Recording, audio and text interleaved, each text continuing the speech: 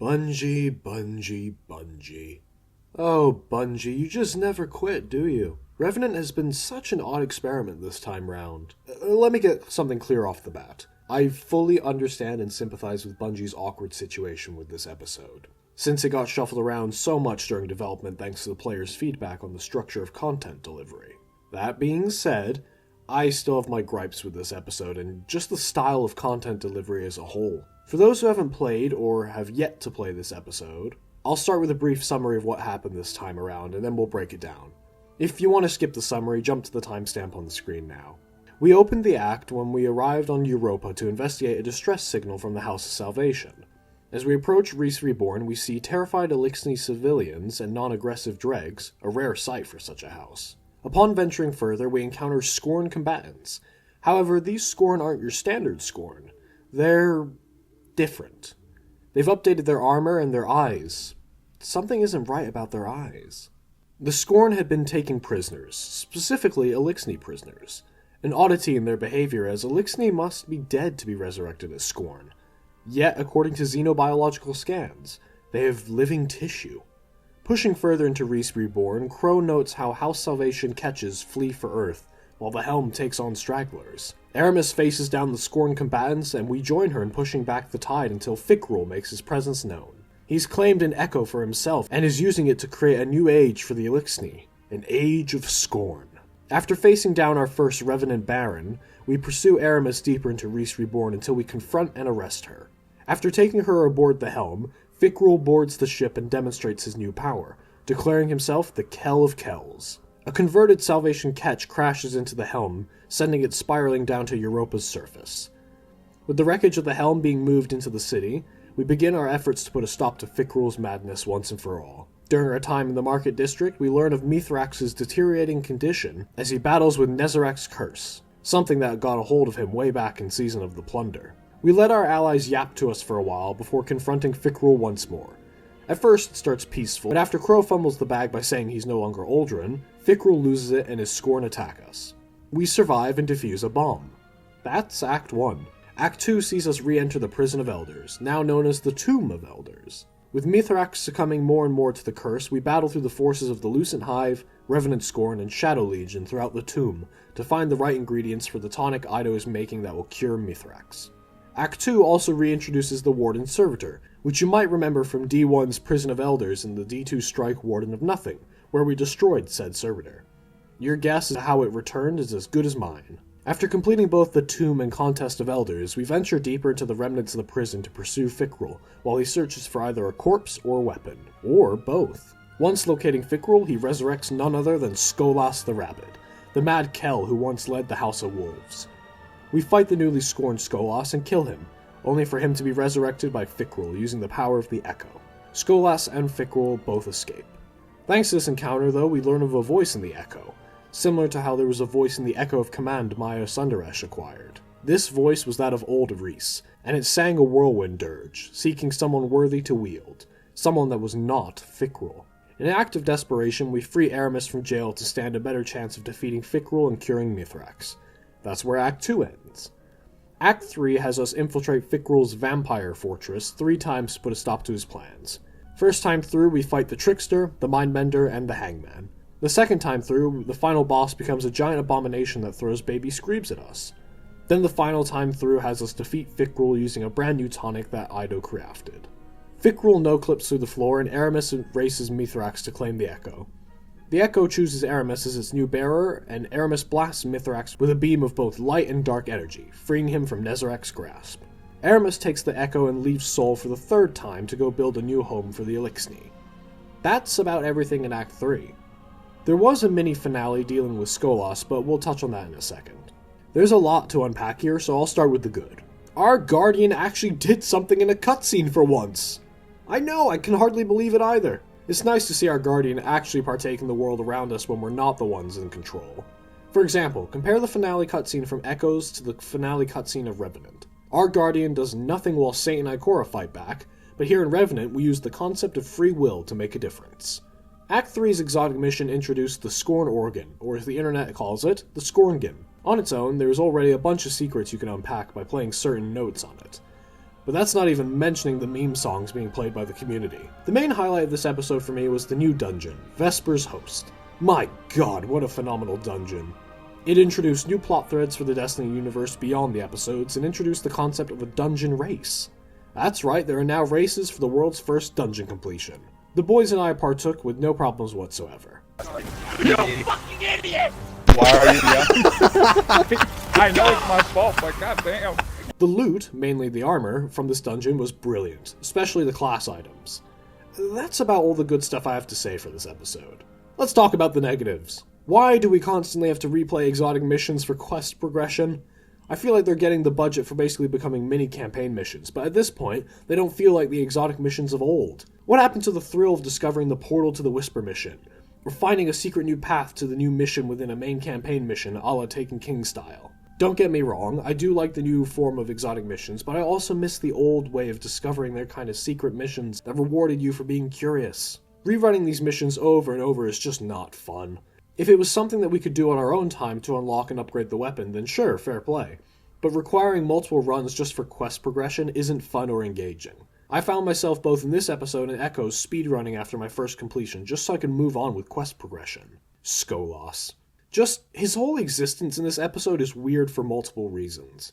Mainly because he does nothing in Act 3 after his resurrection in Act 2.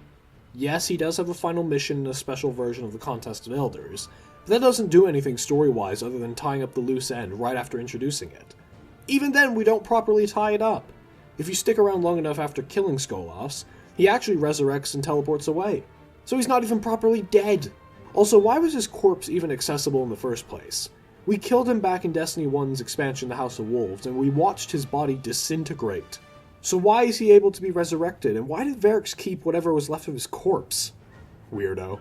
The Kell of Kel's prophecy from the House of Rain has been a long-standing plot thread in the back of everyone's mind since we first learned about it. For the uninitiated, the prophecy speaks of an Eliksni Kell who will be chosen by the Traveler itself to be the Kell of Kells, to unite all Eliksni under one banner. Now, we technically achieved this, but in doing so completely ruined the prophecy. To no one's surprise, Mithrax is the Kell of Kells after we helped put down all the remaining competitors who laid claim to the title, namely Fikwil. Mithrax was not chosen by the Traveler in any way, shape, or form. The closest he got was when Aramis shot him with a beam of both light and dark from the Echo. But that wasn't the Traveler making that choice, that was both Aramis and the Echo. Speaking of the Echo, who the hell is in it? We found out who's in the Echo of Command from the last episode, but we still have no clue what's inside the Echo of Reese. I still firmly believe it's Chelchis, Kell of House Stone, but I guess we'll never know. Aramis and Ido have a very interesting relationship over these past few years, especially during the Season of the Plunder, and Ido has continued to try and see the good in her no matter what.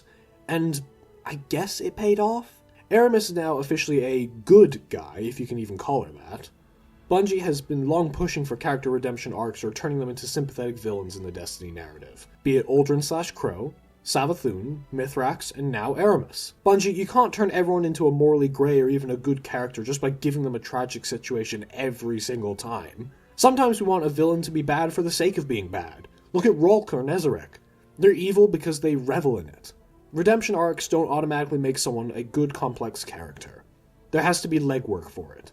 Aramis has killed so many people, both Eliksni and humanity alike. She was there at the Battle of Twilight Gap, where she killed Guardians and civilians during the Dark Age. Hell, she's one of, if not the main reasons Rasputin is now dead. She has no moral high ground here, yet she constantly hurls insults at us for killing Eliksni in either self-defense or in an active battlefield, mind you. Same as her, and yet she's supposedly in the right in the eyes of Bungie. Ido constantly wants to give Aramis a second chance, especially after all the damage she's done. And the fact she tried to kill her father is just flat out dumb. We finally caught her and put her out of play, again mind you, and Ido immediately wants to free her because... reasons? We supposedly go along with it, it's framed like we had a choice in the matter, but clearly we didn't! If we had a choice, I would have kept her locked in there. I get that Ido is optimistic, but sometimes there's too much optimism and it creeps into ignorant territory. Remember how one of the main things of this episode was for Ido to craft a tonic to cure Mithrax of his curse? Yeah, where did that go? Seriously, where did the tonic go? We used one to weaken Fikrul, but we never even attempted to use one on Mithrax. And Nezarek's curse, such a wasted opportunity. Sure, we had 2 neat cutscenes with it and a few creepy bits of dialogue, but it never went further than being creepy. No greater impact on Mithrax or his relationships as a whole. There was a new character introduced called the Apothecary. She didn't do much in the end besides help create the tonic to weaken Fickrul. Hell, we didn't even see her. The closest we got was the other side of a caged door. There was another returning character in the form of the Warden Servitor. Remember him? The one we destroyed back in Forsaken? Yeah, he's back. Again. Don't know how he's alive. Still. A lot of this episode revolved around the theme of being a vampire slayer. A very alluring theme, mind you, and the most we got of it was in Fickrul's fortress. Even then it wasn't that vampire-esque. Mainly just a scorned and converted awoken tower. The throne room was very on theme with spooky lighting, so props for that. The weapons this time round, and even the armor, weren't that interesting to chase after. No roles stuck out to me, and the armor, ornaments, and the battle pass were far more alluring to chase than anything else. Fieldworks were something introduced in this episode, and all they ended up being were craft some tonics, go grab an item and do a specific thing, kill enemies, listen to dialogue. Rinse and repeat for the majority of them. To me, this is what burnout feels like. This is where the never-ending grind becomes irritable and, dare I say, boring. And it clearly reflects on the player count. On Steam alone, we have hit a low of around 10k players. That's the lowest it has ever been. We knew going into the final shape that people would be hopping off the bandwagon now that the Light and Dark saga was completed, but the remaining players are continuing to dwindle thanks to the not-so-great paving of the path into the future. With Echoes, they made a new Vex threat in the form of Maya Sundaresh, and she escaped after a lackluster finale. Then with Revenant, we actually killed the big bad this time around, but the way we got there was confusing and muddled. Episodes are proving to have been a failed experiment. They're just seasons with a different title, as many of us called way back when the concept was first announced. The general state of the game has not been bright, with buggy or redundant quest steps thanks to last-minute shuffling of content delivery to appease the player base, or just general bugs. Like, why do we have to talk to Ido, then go to the holoprojector just to talk to her again? And the constant error code sending you back to orbit has been painful. I know that previous point has been addressed and fixed, but it took so long and sucked most of the enjoyment out of playing for a while. Regarding how each act played out, Act 1 was too short, story/content-wise. Act 2 ended quite abruptly just when things were getting interesting, and Act 3 felt like it was trying to do too much with too little time. That's where the main problem and my concerns for Heresy lie. The delivery of content. In Echoes, we were stuck with the exact same delivery system we've had since our first seasonal quest all the way back in Season of the Undying. We were promised on multiple separate occasions that this would change, and every time it didn't or the change itself made was worse. I get it, we're all sick and tired of when Bungie would say, "We're listening," but the way things are handled and the fact that good old Pete continues to buy new cars and sit in his ivory tower uninterrupted just isn't good enough. We're tired. I'm tired. I know I've said in past videos that I wouldn't touch Destinies much overall on this channel, and I do want to hold true to that. It's just difficult to part with something you care a lot about. I grew up on this in the Halo games. Bungie was my childhood alongside a variety of other media like Star Wars, etc., but that's besides the point. It's difficult to play this game daily or even weekly when practically none of my friends play it anymore, or when we do, on the rare occasion, we quickly hop onto a different game due to the dullness of playing. The spark isn't there anymore. It died with Final Shape. The only thing that'll bring people back is, and I hate to start this debate again, Destiny 3. A complete reset is desperately needed. Screw the weapons and all that, start from scratch. Keep the character customization and maybe some of the supers that make sense story-wise, like Prismatic, but besides that, scrap everything else. Clearly we're heading in the direction of leaving Soul, so let's just commit to it. Leave it completely along with everything that happened here. Soul is so directly tied to the Light and Dark saga that if we're to start anew without constantly relying on the old stuff, we have to leave it all behind. We still haven't recovered Mercury or Io, and at this point I doubt we ever will. So let's forget the Traveler, forget the remains of the Black Fleet. Forget the Fallen, Vex, Hive, and Cabal that we've been fighting since the very start. Let's take our allies and leave the system for good. Let the remnants fight over the scraps. That's what I think we need at this point to truly recover the goodwill of the players. But I know not everyone agrees with that. So let me know your thoughts down in the comments below. Do you think Heresy will be able to course correct for the episodic format? Or will Apollo be the soft launch into Destiny 3 that we're all hoping it will be? And the biggest question of all, when are we getting Wrath of the Machine back? Thank you all so much for watching. Remember to like, comment, and if you're feeling adventurous, maybe even consider subscribing. I've been Fawn Umbrella 612, and I hope you have an amazing day. Stay frosty.